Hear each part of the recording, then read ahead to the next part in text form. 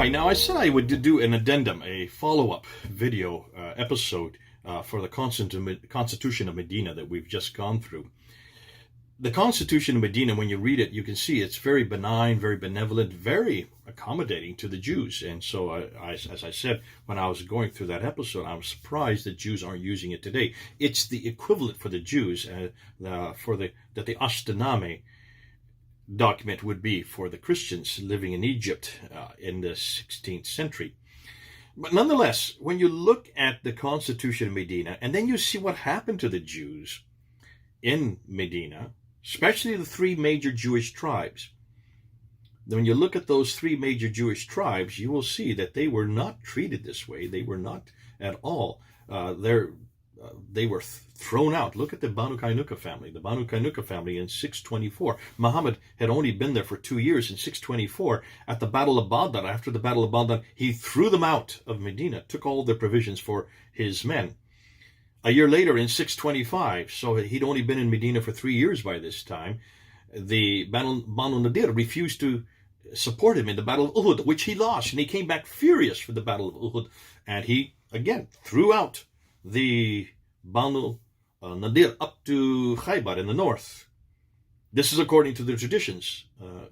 And then, of course, as you well know, 2 years later, in 627, when the Meccans came a third time, Muhammad had a trench built so that they could not cross the trench, and so it was called the Battle of the Trench, so neither side lost. And after that battle, he came back and he, according to the traditions, he then confronted the Banu Qurayza for not supporting him against the Meccans. And so, as a result, after 21 days, they finally gave up. And so Muhammad took all the 800 men in groups of 10 and slit their throats and threw them into pits. So all the 800 men were killed in one afternoon.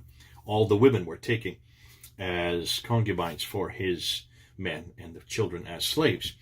Which then means that after 627, Muhammad had only been in Medina for 5 years by that time. All the Jews were either thrown up to the north in Khaybar, or they had their throats slit or taken as slaves and as concubines for his men. Now stop and think that through.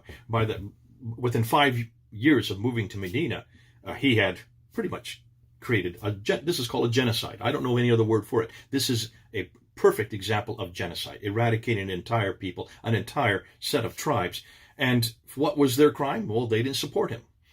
So Muslims have always come back to me, and they've said, yes, that's true, because the reason why he had to do that, the reason why he had to confront the Jews, the Banu Kainuka, the Banu Nadir, and the Banu Qurayza, is because they reneged on the Treaty of Medina, the Constitution of Medina. And I've always scratched my head on this one and said, well, if that's the case, then why is it we can't find their names? When you look at the names, and I said in the last episode, it's actually only Article 31. It's actually Article 25 to 33. When you look in the 47 articles, look at the names of those who signed the treaty. Look at those who were part of the treaty. The Banu Auf, the Banu Najjar, the Banu Harith, the Banu Sa'ida, the Banu Jusam, the Banu Aus, the Banu Talaba, and the Banu Jafna. And Shutaiba. Actually, there are 9 names. There are 9 Jewish tribes that signed. I said 8 in the last episode. I was incorrect because I forgot to include the Banu Auf. So 9 different Jewish tribes whose names are missing. And I said this in the last episode, then I'd come back to this. You notice the Banu Nadir, the Banu Kainuka, and the Banu Qurayza are not in that list. So they never signed this treaty. So they cannot be held responsible for reneging on a treaty they didn't sign. And I can see why they didn't sign it, because when you read this treaty, first of all, stipulates in the very first article that God, Allah, would be their God, and that they will all come under that God, and that Muhammad would be their arbiter between man and God. No Jew would sign it. I wouldn't sign it. I'm sure many of you, most of you who are watching me, would not have signed a treaty like that. So it stands to reason they would sign it. Now, these are the 3 major tribes. These are the ones that they had the most wealth. So I can understand why Muhammad would have for financial reason, economic reason, he would want to confront them. And it could be that because they didn't sign the treaty, that's why he confronted them. But to suggest, therefore, that they are guilty, and I hear Muslims saying this all the time, they had it coming to them. They are guilty because they didn't sign the Constitution of Medina. whether or not the Constitution Medina even existed, or whether or not it's even historical. We saw in the last episode it's not historical. It's nothing more than the late 9th century. But see, we have to kind of talk within the 9th century, because all these stories, including the names of these Jews, are all from the 9th century. And we already saw that archaeologically speaking and historically speaking, there were no Jews in yet.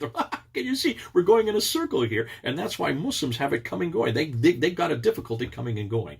It's for them, they've got to prove, first of all, that there were even Jews in Medina, and then they've got to prove that this constitution is correct. But then they've also got to show, if they're going to go with that at the constitution, then you're going to have to ask, then why did Muhammad throw them all out? Why did he then slit the throats of 800 of their men? Why did he take the women as concubines and the children as slaves? Why did all this happen if there was a constitution of Medina which supported it? And their answer is, you can't say that because they reneged on it, because they never signed it.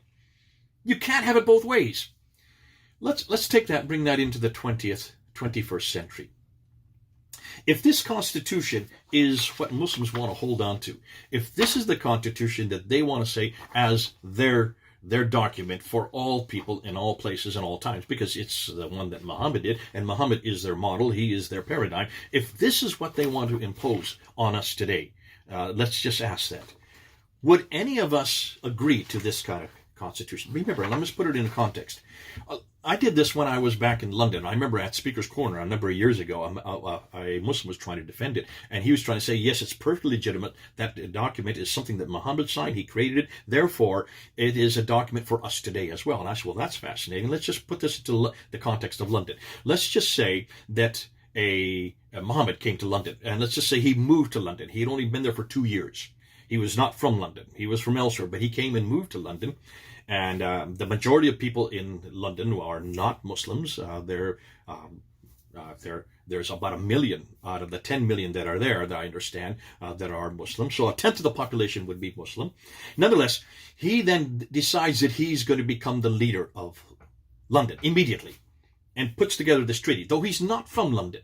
So he becomes the mayor of London. Let's just say a Muslim becomes the mayor of London. Oh, wait a minute. There is a Muslim who is a mayor of London right now as we speak. Ooh, this is kind of scary, because it actually could happen. If that mayor, Sadiq Khan, if he wanted to go back to this constitution, he would have to hold to this constitution, because that comes from his prophet, that comes from his paradigm, that is his narrative. Let's just say Sadiq Khan were to take this constitution and start and demand that everybody sign it. Let's say all of us had to sign it, all of us, the other 9 million of us who had to sign it, because he is now the mayor of London. He is now the authority between man and God. He now wants us to stipulate that we believe in that God, Allah, and in the last times, and he becomes the arbiter for anything that God said. So we have to sign that. And if we don't sign it, then we can be held accountable, and we will have the same result as what Muhammad did to the Banu Kainuka, the Banu Nadir, and the Banu Qurayza family. Therefore, if we refuse to follow Sadiq Khan, the current mayor of London, if we refuse to follow him in battle, if we refuse to support him, if we refuse to actually come alongside him, then we could be seen as traitors, and because we have reneged on a document that we haven't even signed, because I wouldn't sign it, and I know the majority of you living in London, those who were from London, you wouldn't sign it. So, nonetheless, because we didn't sign the document, we could therefore be thrown out of our houses, thrown out of London. We could, if those of us who do not support him as he goes and battles against other people, then we could have our throats slit, and we can have our women taken from us, given to other Muslims, and our children taken as slaves. If that is what Muslims want to claim, if you want to claim this document, and then you're claiming that at the same time those who reneged on this document then deserve what they got, then put it into the 21st century and see if this document is relevant for today.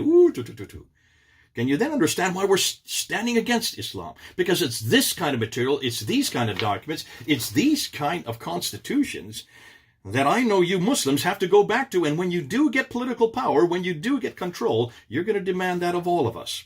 Why? Because you only have one paradigm, and his name is Muhammad. You only have one model, Muhammad. And what he did, you're going to do.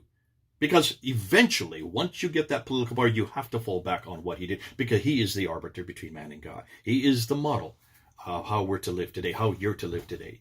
So even if you want to say the Constitution Medina is authoritative, I don't want it to be authoritative. I don't want anything to do with the Constitution of Medina, because I can see how it can be used so easily, since it was used so easily against the Banu Kanuka, the Banu Nadir, and the Banu Qurayza family. They're between 624, 625, and 627. Please, in the heaven's sakes, people wake up. It can also be used against us in the 21st century.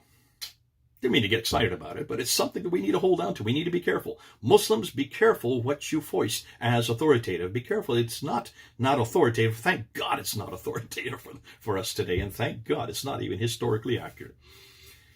So you either coming or going, you've got to be careful what you're going to do with this Constitution. Do not accept it unless you're going to see how it can be used against you, like Muhammad did, if that is true. Thank goodness I believe none of it is true. I can throw it all away. I don't even know if this man did anything with any Jews in Medina, and that's where I would rather go. I would rather throw his history out right out the window, because he is the man I don't want for today. He is the paradigm I don't want to follow, and I don't want it also to come against me as a Christian or a Jew or anybody else who's a non-Muslim. Can you then see why we're doing what we're doing and why we're saying what we're saying? The empirical evidence shows me there was no Constitution. But if Muslims who believe there was a Constitution, if this is their Constitution, if this is what they're going to follow, then I can see what they're going to do with it. And that's why I don't want it coming or going. I want to throw it all out. I want to throw him all out as well. Okay, this is Jay. A lot more to ponder on here in my office. Over and out.